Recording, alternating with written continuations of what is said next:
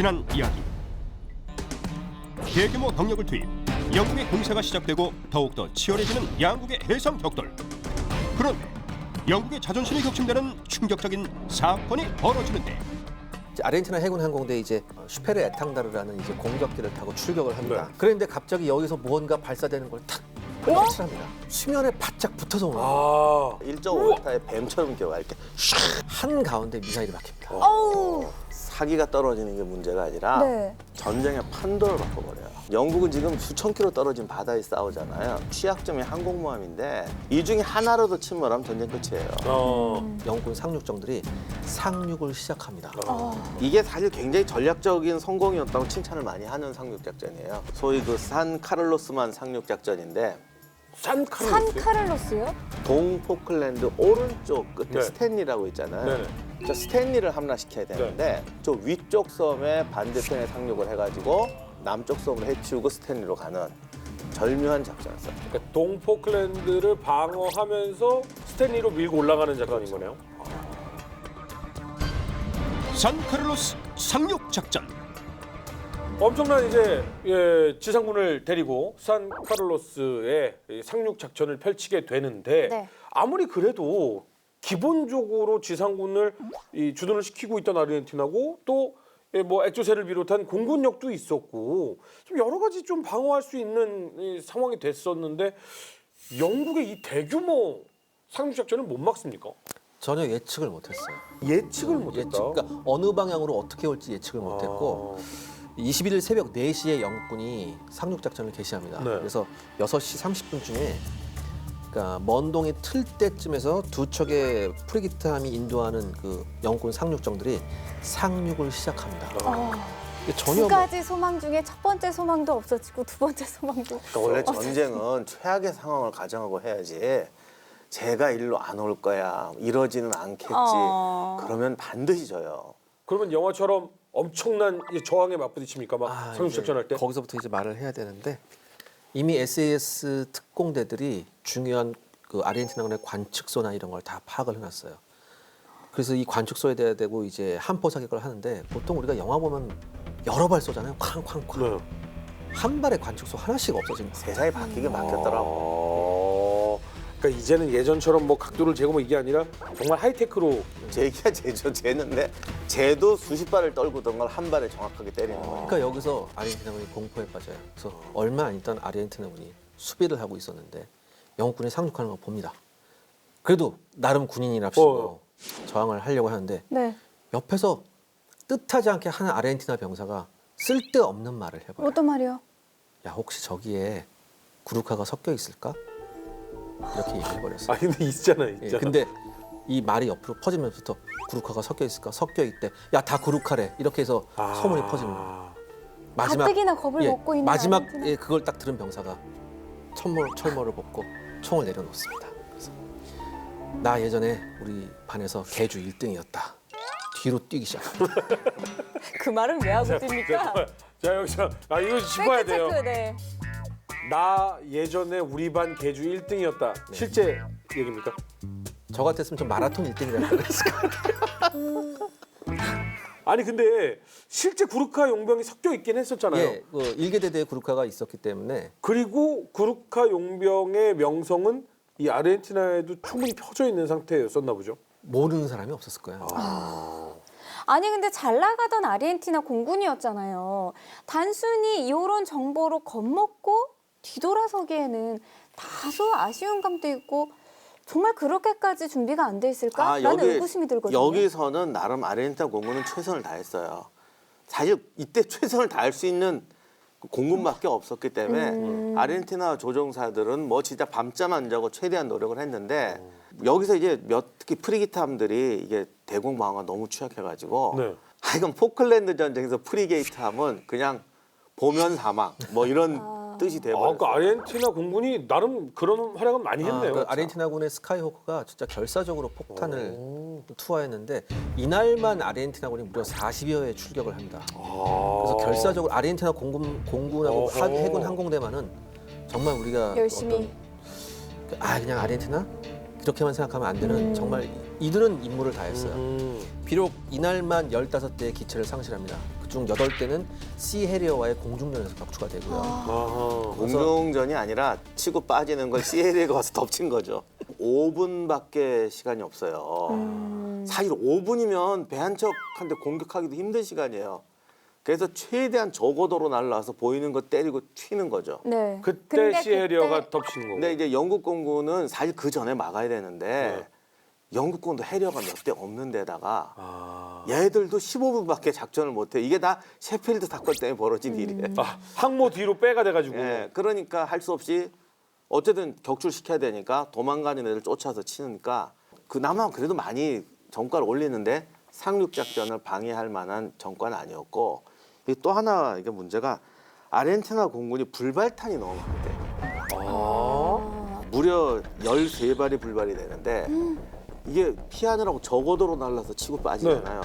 그러니까 너무 저고도에서 폭탄을 떨어뜨리니까 이게 또 폭탄이 내려가면서 시간이 있어야 신관이 활성화된다네. 아. 근데 너무 낮은 데서 떨어뜨리니까 그냥 돌멩이나 떨어지고 끝나는 경우가 너무 많아가지고 철몽댕이로 때린 느낌이네요. 그렇죠. 터지질 않아요. 나중에 이제 아르헨티나군이 이 포클랜드 전쟁이 끝난 다음에 이제 훈련 내용이 바뀐 게 뭐냐면 폭탄도 폭탄이지만 그걸 많이 로켓탄으로 바꾼다고 하더라고요. 로켓탄 쏘는 훈련을 되게 많이 했다고 하더라고요. 그래서 그 떨어져서 터지는 게 아니라 맞자마자 터질 수 있게. 그렇게.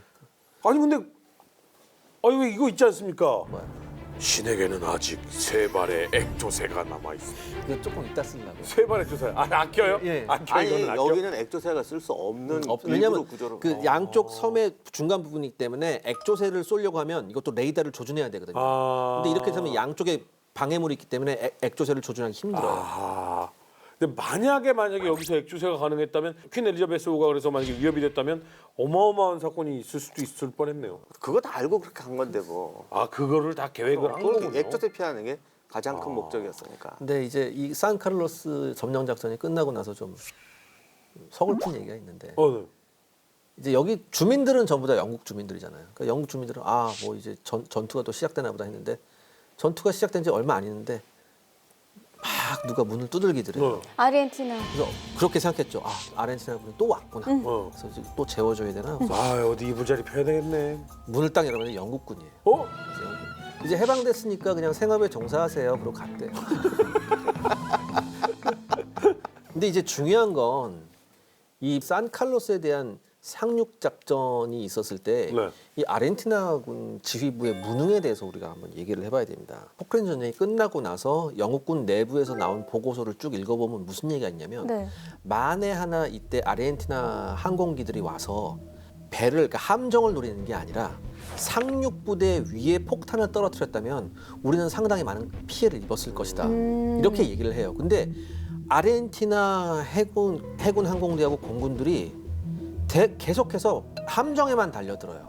그러니까 아르헨티나 지휘부는 야 우리 하던 대로 하자 이렇게 된 거예요. 상륙 작전이 시작됐으니까 지금 상륙 부대를 괴멸시키자 이게 아니라 하던 대로 하자가 되는 거예요. 무려 36시간 동안 이거를 못 하고 있는 거예요. 그러니까 첫 번째 출격해서 그게 아닙니다라고 보고가 들어왔으면 네. 그럼 상륙 부대 치자 이렇게 갔어야 되는데 36시간 동안 똑같은 공격을 반복하고 있었다는 얘기죠. 뭐 계속 거짓말하고 뭐 침몰 당했는데도 안 당했다고 거짓말하고 이런 지휘부예요. 그렇죠. 뭐 나름대로 그쪽도 생각이 주로 프리게이트 하면 수송선이니까 보급 떨어진 군대가 뭐 어떡하겠냐라고 했던 것 같기도 하고. 근데 그게 성공해서 영국군도 보급에 좀 곤란을 겪긴 하는데 이게 이제 전쟁의 판도를 바꿀 상황이 아닌 거죠. 그러니까 이게 판단하는 게 나름 근거는 다 있어요. 이유야 다 있지. 근데 항상 어느 게 정확했느냐가 문제죠. 아무튼 이 계속해서 이 아르헨티나군의 공군력이 야금야금 없어집니다. 해리어한테 격수를 당하니까. 계속 야금야금 없어지는데 이게 이 야금야금도 이제 더 이상 며칠 이상 이제 지속이 안 돼요.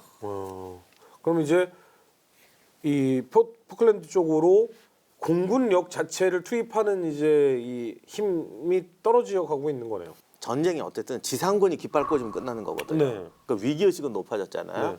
그래서 이제 마지막 승부수를 던집니다. 아르헨티나 이길 수 있는 잠깐 유일한 방법은 네. 영국 항공모함 격침이에요. 항모 격침. 그래서 이제 마지막 5발 중에 이제 마지막 남은 액조세 액조세. 2발을 가지고 영국 항공모함을 노리고 나가요. 영국 항공모함은 꽤 멀리 도망가 있잖아요. 그래도 어쨌든 잡아야지. 야, 그래서 사활을 걸었구나. 이게 이제 최고의 승부수로 들어가서 어. 상륙작전 다음 날인 5월 25일 날, 그러고 이날이 딱 그날이네. 아르헨티나 독립기념일. 예, 맞습니다. 이것도 혹시 거기 맞춰놓은 거 아니야?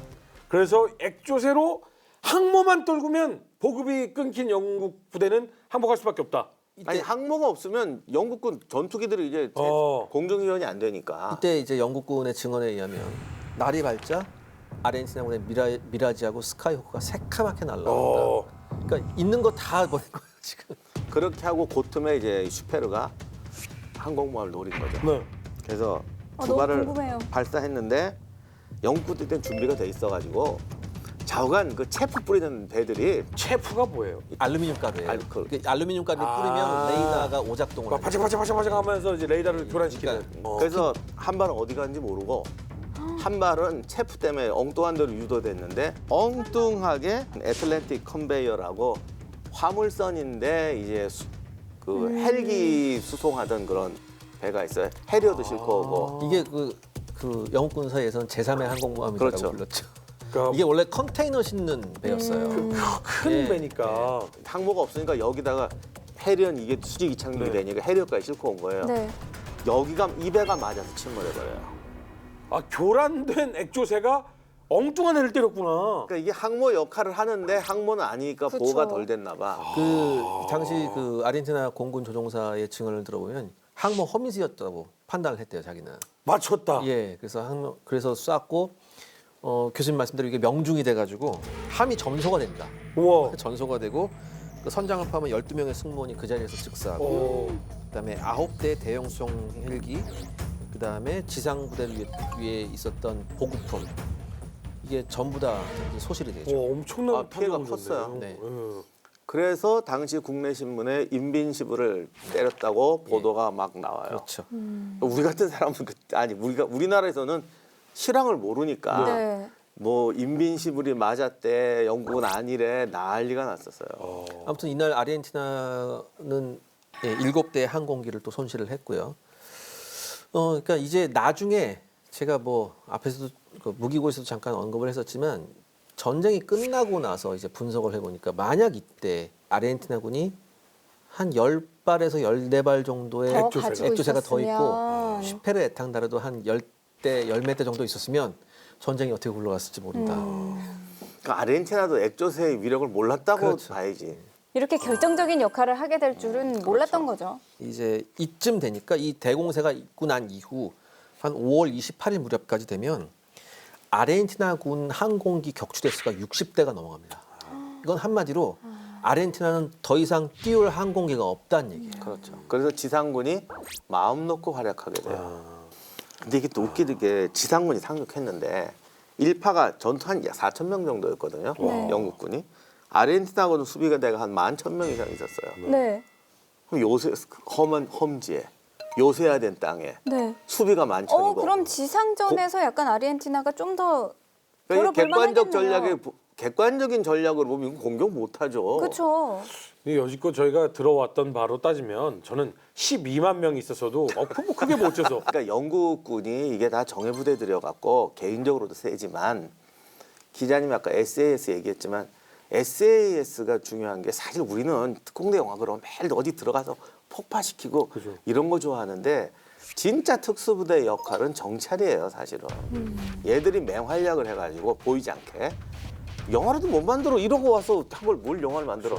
근데 얘들이 너무 정찰을 잘해가지고 위치, 병력, 상태를 너무 정확하게 파악하고 그랬어요. 무서운 건 이제 아까 말했던 SS뿐만 SBS 같은 경우는 바다에서 이제 바다로 침투를 하는데 그 험한 바다를 카약 있죠.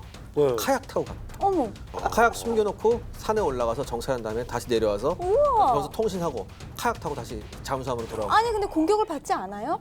몰래 가요. 오지도 않지 카약이면. 카약이면 진짜 정말 작거든.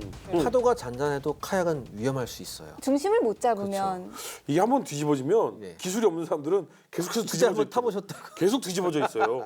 저도 아무리 이번에 올라가고 가서 싶어도요. 내 마음대로 안 돼요. 그러니까 이 튜브 끼고 아이들이 잘못해서 뒤집어지면 굉장히 뒤집어져 위험하잖아요. 쳐박히는 비슷해요. 응. 근데 아무튼 이 산칼로스를 점령하고 난 다음에 영국군의 임무는 뭐냐? 그 섬 반대편에 있는 스탠리까지 아 그렇죠. 이제 걸어가야 되는데 여기가 뭐냐면 일단 도로가 없어요. 그래서 차량이 통과를 못합니다. 두 번째, 그렇다면 헬리본 작전을 하면 되느냐?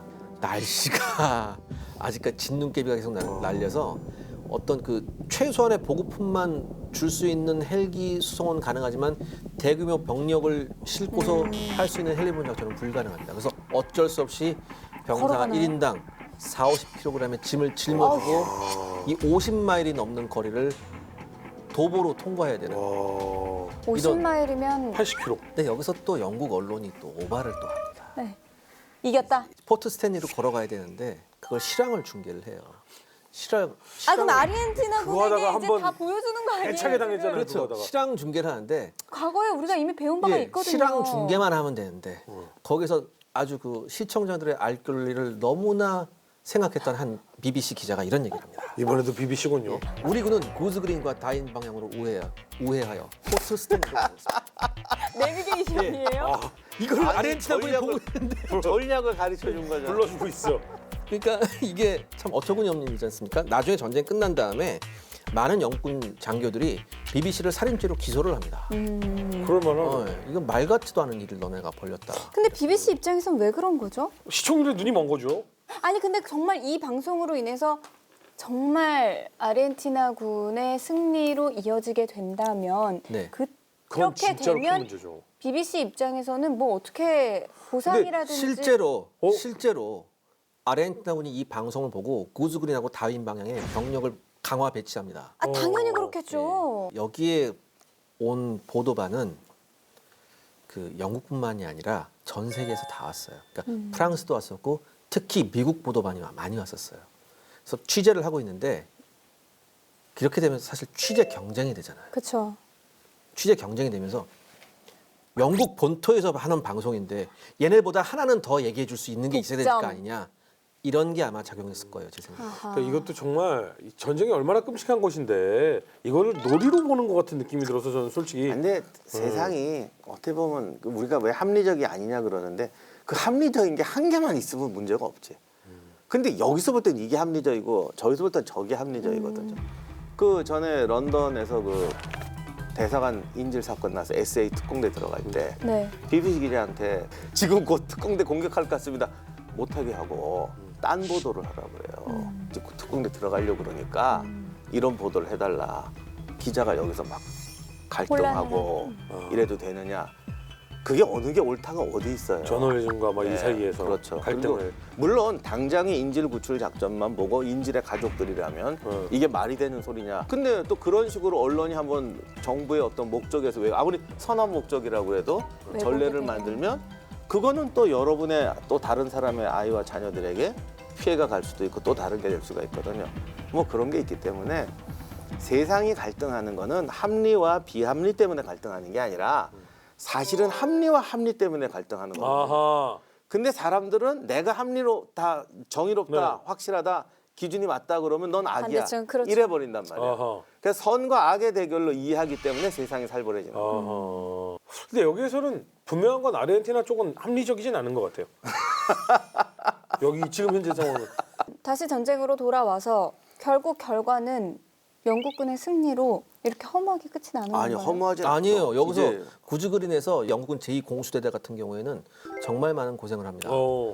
일단은 생각을 해보십시오. 40-50kg의 군장을 짊어지고 여기까지 간다는 게 네. 더군다나 가면서 공격 루트가 하나 바뀌어요. 왜냐하면 방송 보도도 있었기 때문에. 그래서 이 초이즐 사운드 해안이라고 해서 이쪽 아래쪽 해안으로 이렇게 돌아가는 길이 하나 있었는데 아무튼 구즈그린에서 첫 번째 접전이 벌어지긴 합니다. 네. 5월 26일에 구즈그린에 보면은 이제 산이 하나 있었어요. 그 산에 산 정상에 이제 건물이 하나 있었는데 이 건물을 점령하는 작전이 시작이 됩니다. 그러면서 첫 번째 양군이 이제 지상전에 접전이 있었는데 5월 28일 밤에 이쪽으로 이제 함포 사격이 시작되고 이제 상륙했던 그 장비 중에 105mm 포도 있었고 박격포도 있었거든요.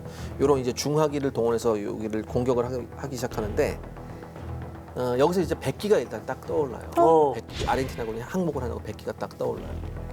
그러니까 백기를 떠올랐으니까 영국군은 당연히 항복하는 줄 알고 갔죠. 네. 근데 갑자기 사격이 시작되면서 에?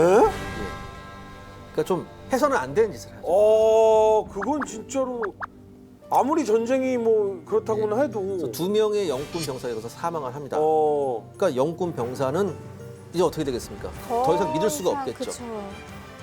그대로 돌진을 해서 이 건물을 점령한 다음에 그 안에 있던 아르헨티나군 병사들 전부 다 사망.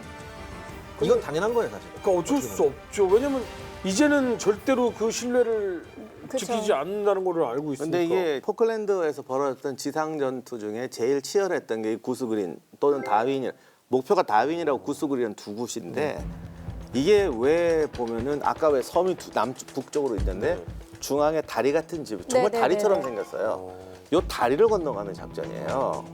그래서 이게 지도 놓고 보면 야 이거 이런 무식한 짓을 해 싶을 정도로 다리하고 똑같이 생긴 데를 건너가야 되는데 근데 방법이 그것밖에 없어요. 여기가 또 지형이 그 딱 양치기 언덕 이렇게 얕은 구릉 이렇게 돼 있어가지고 그래도 영국군이 작전을 잘 짰더라고.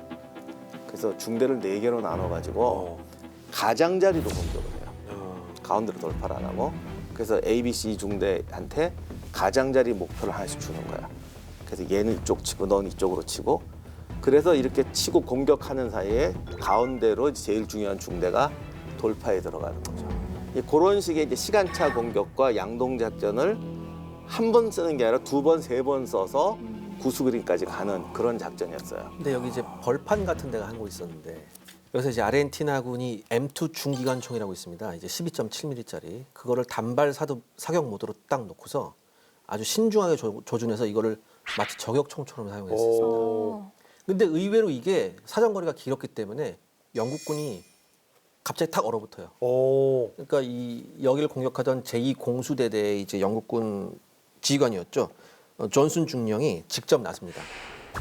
부하들이 얼어 있으니까 내가 나서야겠다는 생각을 해서 갑자기 함성을 지르면서 기관단총 딱 움켜쥐고 자기가 달려나가요. 그러면서 지그재그로 막 갑니다. 그러니까 이 뒤에 있던 대위 하나도 쫓아나가죠. 네. 그러면서 이제 병사들이 같이 나갔는데 영화다. 그래서 영화 같은 일이 벌어집니다. 한 발에 총성이 울리니까 그 총에 존슨 중령이 맞아서 사망을 합니다. 아이고야.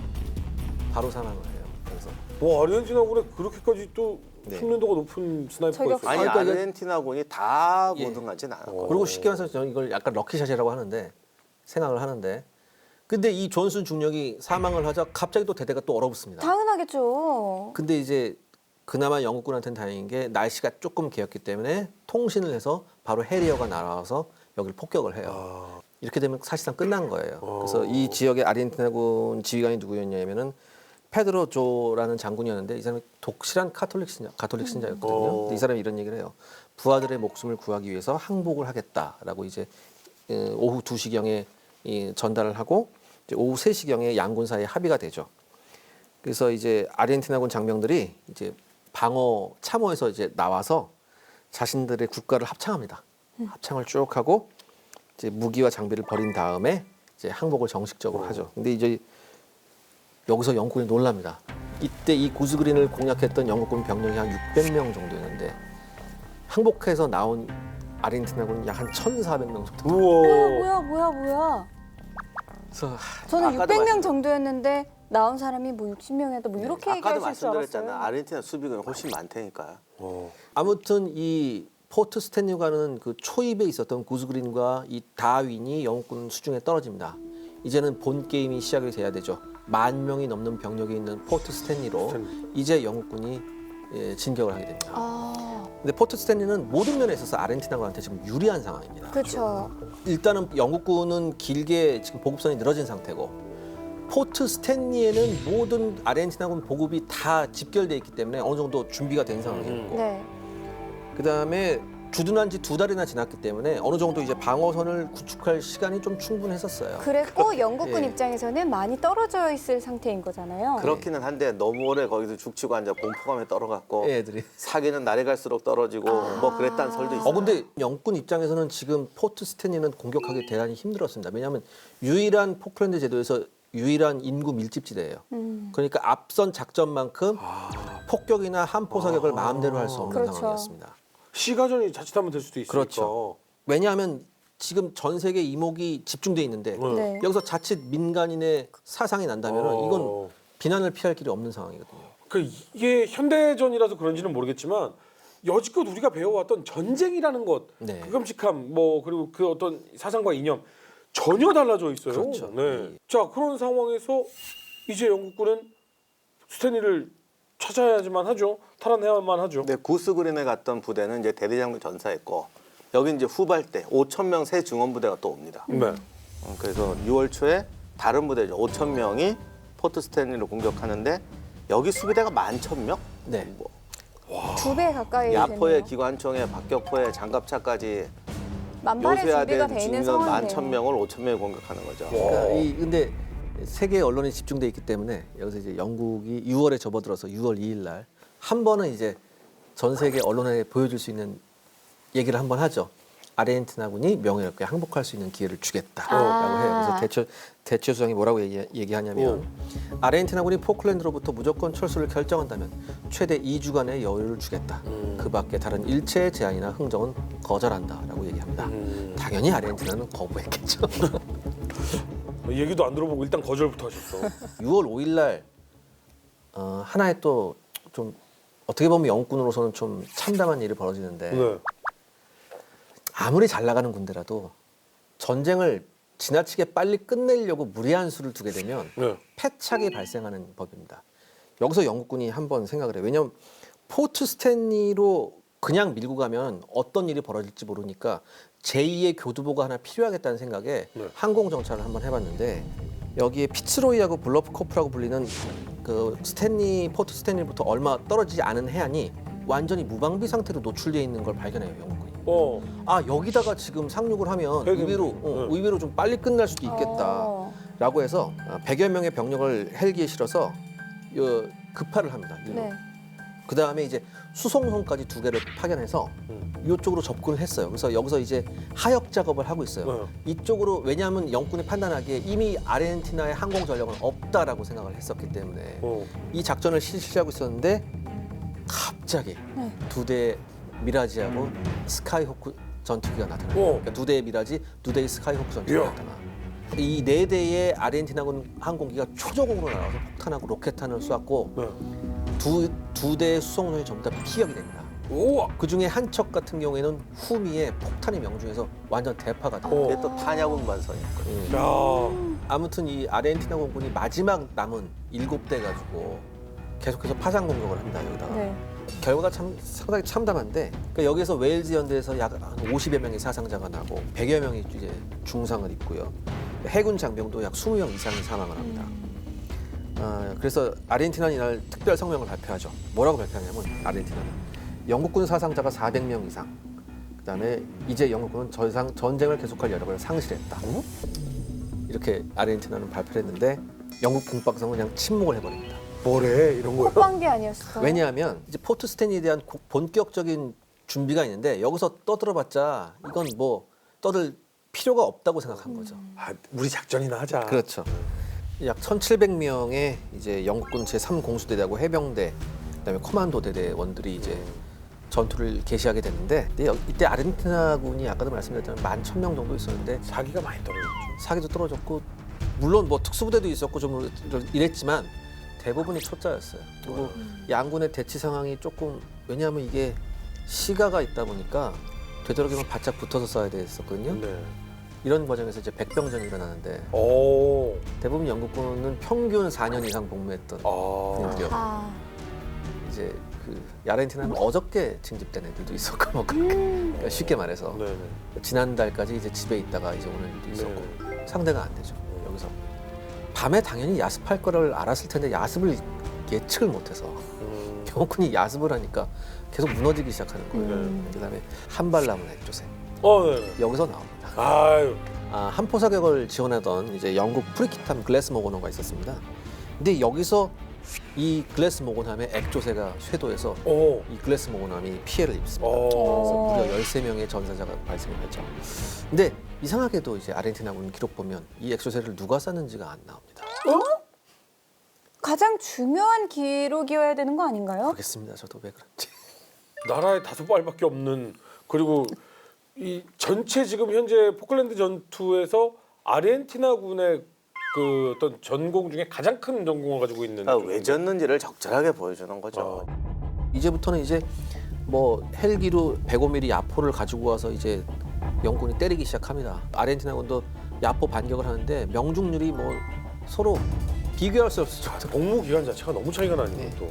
이제 드디어 이제 스탠리에 있던 주 아르헨티나군 방어선으로 돌파를 하는데 이때는 뭐 이런 거 저런 거 없이 그야말로 치열한 백병전과 소총탄이 난무하는. 그래서 결국 장군 마리오 멘데스가 항복을 합니다. 네. 병사들을 살리기 위해서 명예롭게 항복한다.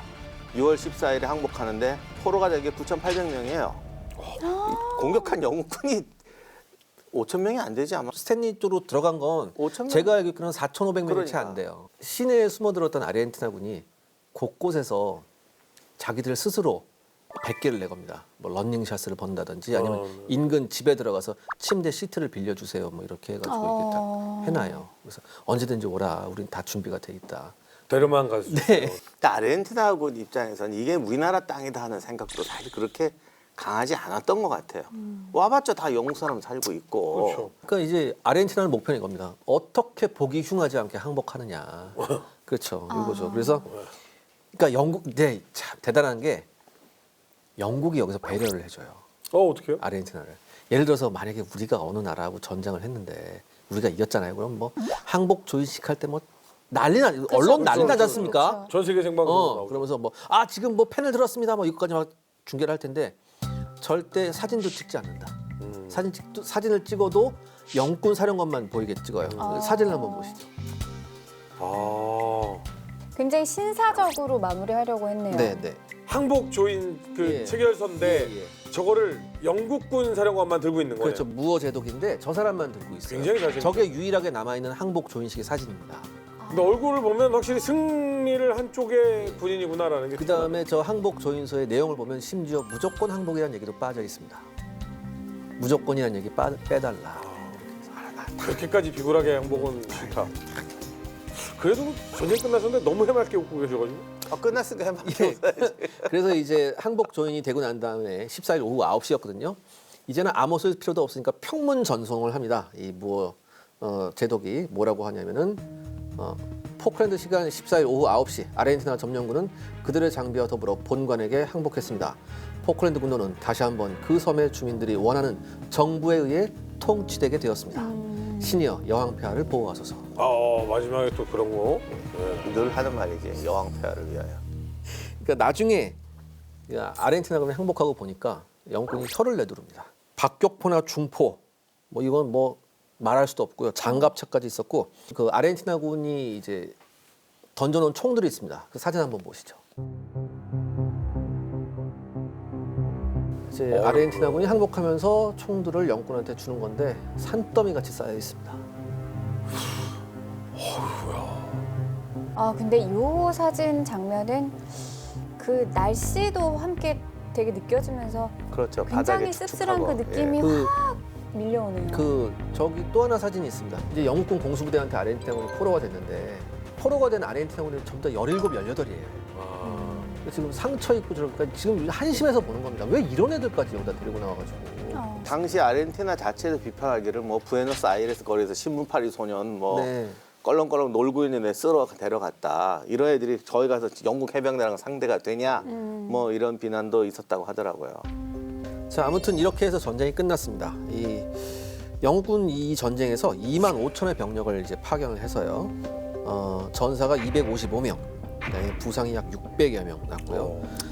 아르헨티나군은 피해가 잘 알려져 있지 않습니다. 이게 라틴 아메리카인들도 체면을 무엇보다 중시한다고 하더라고요. 그래서 이런 거 잘 발표를 안 한다고 하네요. 하여간 아르헨티나 쪽은 649명이라고 발표하긴 했어요. 예. 되게 못 본인들이. 믿겠다고들 그러더라고요. 네. 본인들이 이렇게 발표한 거가 그 정도라면 분명히 피해 규모는 더 크겠죠. 근데 재미난 게 민간인 사망자가 3명이에요.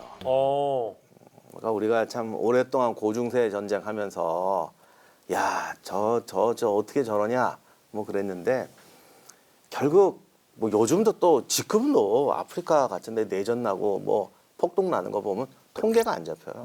그런데 결국 이런 것은 역사가 발달해 오고 자관 뭐 민주주의 사회 인권이 높아지면 되는 거지 과거를 비난할 게 아니라 저 기나긴 과정을 겪어서 여기까지 왔다. 무엇이 이것을 오게 했느냐? 또 무엇이 없어지면 다시 옛날로 돌아가느냐? 우린 이걸 고민해야지. 얘들은 왜 저래? 이렇게 했다간 그건 역사의 교훈이 아닙니다. 아르헨티나의 도발로 시작된 치열했던 포클랜드 전쟁이 끝이 나고 작은 섬 하나로 인해 극심한 피해를 입은 아르헨티나. 이 전쟁으로 남미 강국 아르헨티나의 날개가 꺾이고 마는데 예전 같지 않던 영국은 포클랜드 전쟁 승리로 자존심을 회복하고 전쟁을 이끈 대처 수상은 더욱 큰 지지를 얻게 된다. 포클랜드 전쟁 승리로 기쁨에 취한 영국. 지구 반바퀴를 돌아 전쟁에 참전한 군인들 역시 영웅이 되어 귀환하고 그들을 열렬히 환영하는 영국 국민들로 인해 한동안 영국 전역이 떠들썩했다는데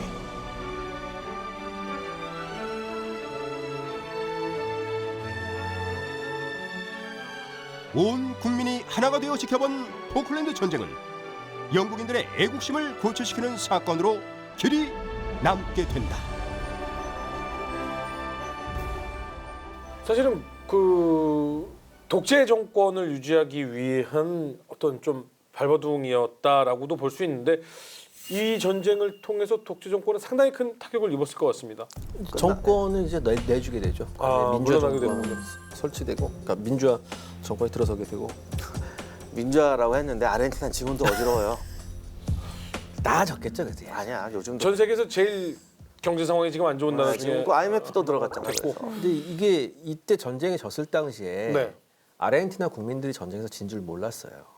그럴 것 같아요. 왜냐면 그 제가 이 전쟁을 보면서 계속해서 떠올랐던 이 데자뷰가 됐던 전쟁이 이 이집트와 이스라엘의 네. 전쟁이었거든요. 거기서도 끊임없이 선전으로 우리가 승리했다라고 얘기를 했다고 하는데 가짜 보도를 했죠. 82년 월드컵.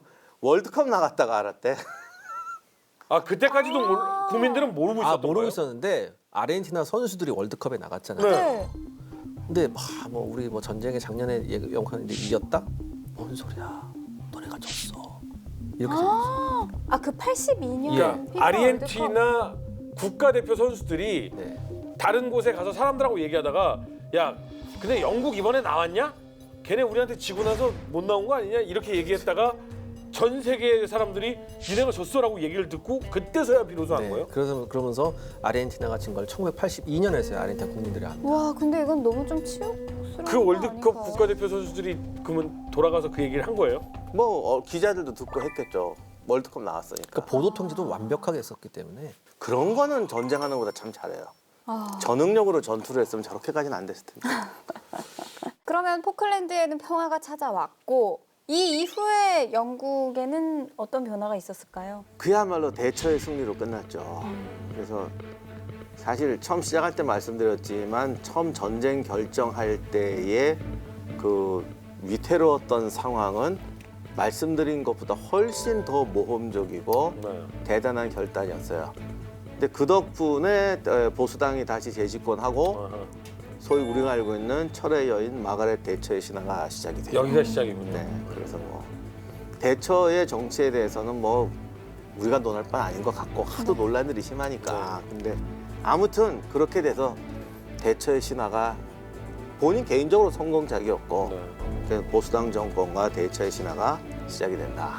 그러면 이 전쟁을 통해서도 그러면 전쟁 그 들어간 비용이라든가 보상 비용이라든가 이런 걸 아르헨티나가 영국에 물게 되는 거예요? 그 조건에 보면 네. 그냥 이거예요.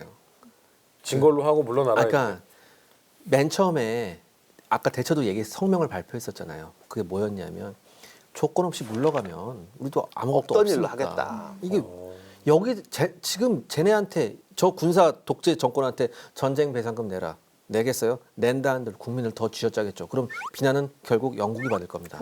영국 그런 생각까지 했겠죠. 지금 그럴 수 있는 재정도 없을 뿐이에요. 그리고 영국은 솔직히- 여기서 중요한 게 뭐냐면 전 세계 어디가 됐던 자국의 영토를 침범한 존재는 용서하지 않는다는 걸 국제사회한테 보여줄 필요가 있었던 거예요. 그리고 당시 영국이 거의 이건 뭐 종이 호랑이가 아니라 물에 젖은 호랑이 수준으로 취급받다가 야 그래도 한가닥 한 방에 하네. 네. 다시 한번 위상을 이렇게 높인. 뭐 전쟁사적으로 보면 이때의 아까 우리가 누누이 말씀드린 여러 가지 첨단 무기의 제한들 때문에 지금 무기들이 나올 수 있는 굉장한 계기가 됐어요.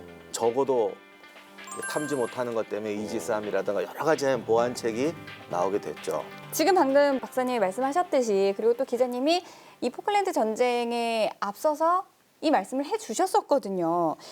이 포클랜드 전쟁 이후에 세계 정세, 무기 변화에 있어서 굉장히 많은 변화가 있었다라고 말씀을 해주셨는데 개인적으로 좀 이 전쟁 이후에 남기고 싶은 말씀이 있다면 뭐가 있을까요? 물론 방금 교수님께서 말씀하셨듯이 첨단 무기도 중요합니다. 어차피 전쟁이 끝나려면 보병과의 결전에서 결정이 된다. 이것도 변함없는 사실이었어요. 이걸 종합적으로 말하면 뭐냐?